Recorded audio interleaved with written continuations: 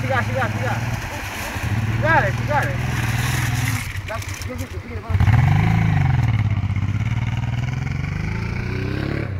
Βιντεάκι.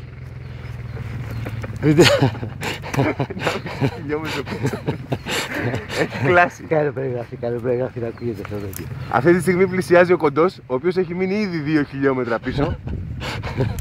Το μηχανάκι μου για να φύγω θέλει ζέσταμα πάλι. Έχει παγώσει τελείως, παλεύει, πρέπει να έχει κλάσει, δεν έχει χέρια, πόδια. Είναι πολύ επίφοβος αυτό εδώ πέρα να πέσει. Εδώ είναι έτοιμος. Δεν το εύχομαι γιατί είναι πολύ βαθύ. Άμα πέσει θα γίνει χάλια. Είναι πολύ βαθύ. Σιγά! Σιγά, έχει βάθος εδώ πέρα. Μαγιό έχεις!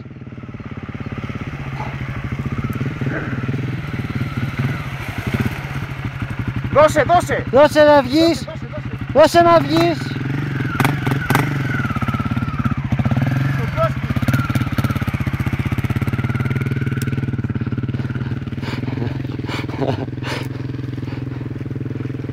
Α, κι εγώ.